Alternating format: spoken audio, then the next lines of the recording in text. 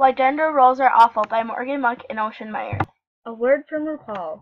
RuPaul is a celebrity drag queen who is famous for her show RuPaul's Drag Race. In this quote, she talks about her cousin in a conversation that she had with her. This was a part of an interview that I clicked out because I think it really expresses the importance of heteronormativity in our society. It was obvious that we, as a culture, have a hard time trying to understand the difference between a drag queen, transsexual, and a transgender, yet we find it very easy to know the difference between the American Baseball League and the National Baseball League when they are both so similar. Gender role, noun. A set of societal norms dictating what types of behaviors are generally considered acceptable, appropriate, or desirable for a person based on their actual Transgender. A transgender person is someone who decides on a gender different from their assigned sex. A cisgender person is someone who is the gender matching their sex of their body.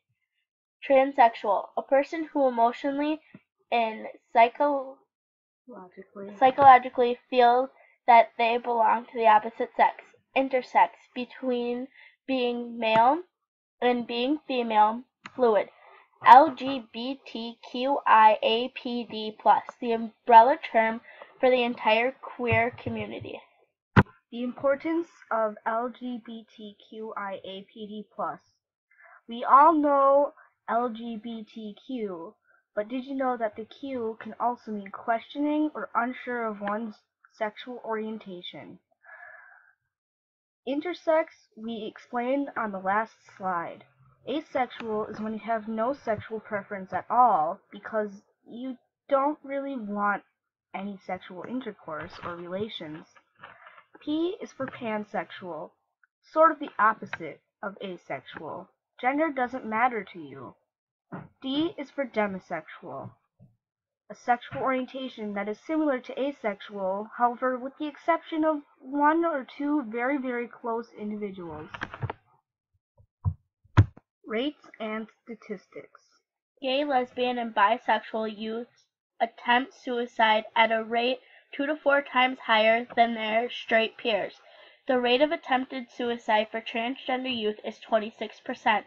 This was taken 6 years ago, with the media more focused on trans issues. The rates could even be higher now. Many of the reasons were direct related to their nonconformity or sexual assault.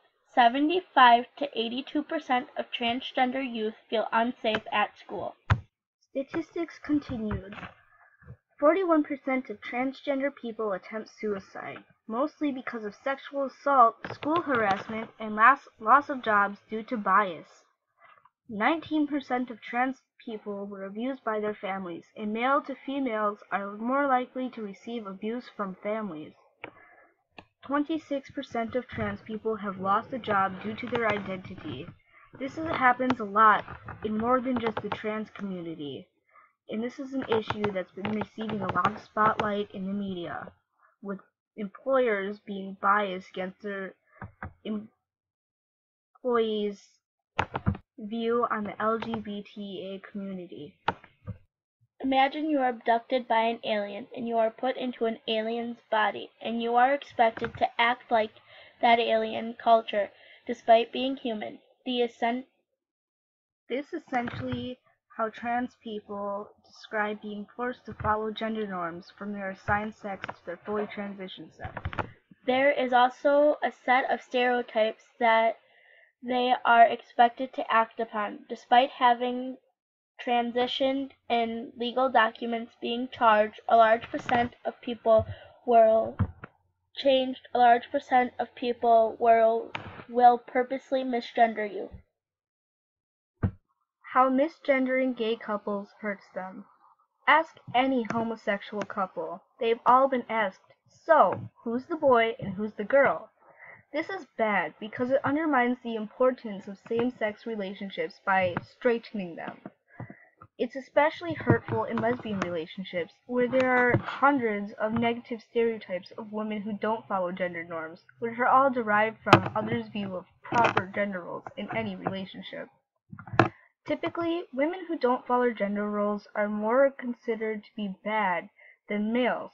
With males, it may just be seen as an attempt to be humorous, whereas females are more serious in their attempts to be non-conforming. When you are in a lesbian relationship, it makes it even more difficult. Pereria's study on gender roles' effect on health.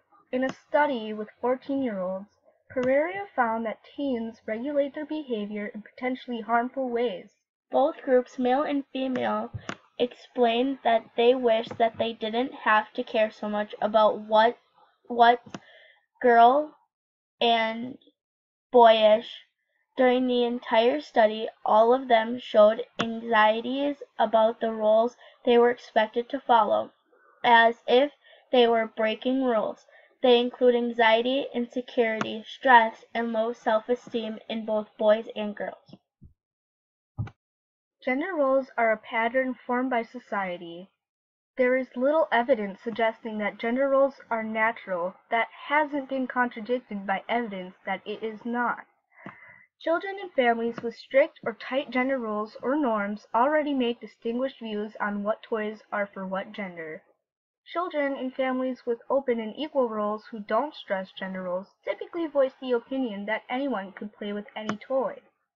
These studies have been done time and time again with similar results. Gender roles only have an impression on those who are taught to follow them.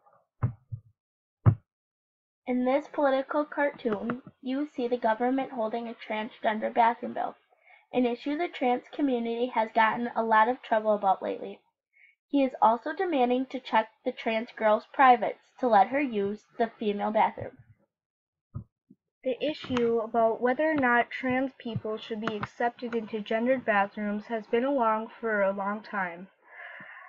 Most people think that it's unfair because it's ostracizing transgender people into groups or putting people into boxes, or stalls in this case. In this comic demonstrates the parents being both misogynistic and unaccepting of their quote son and quote being a trans girl as an adult, but saying at his birth they didn't care about gender. If it didn't matter then, why does it matter now? This chart sarcastically states a very unfunny truth about transgender people's current lifestyle. A large percent of transgender people are arrested for crimes over-exaggerated by transphobes and biased law enforcement. They are usually people of color, and maybe even be put into the wrong prison for the wrong gender. On the middle one, trans people are also known to be very artistic in numbers exceeding their cis peers. However, the last chart explains society's view of them as freaks, or museum shows. The photo to the left is more statistics. The picture in the back right is a humorous example of someone who is tired of expression being put down by norms, thus cursing their ancestors for enforcing them. The yellow image explains good and somewhat humorous and salty advice for raising unoppressed children, saying if you really wanted the best for your children, you wouldn't socialize them according to oppressive gender archetypes. This is like making girls play with Barbies when they want to play with trucks. This quote by lesbian comedian Ellen explains what same-sex couples feel when gender roles are forced upon their relationships. Asking who's the man and who's the woman in a same-sex relationship is like asking which chopstick is the fork. These are our sources. And since that we have some transgender friends, I was able to get some of their first opinions on some of them.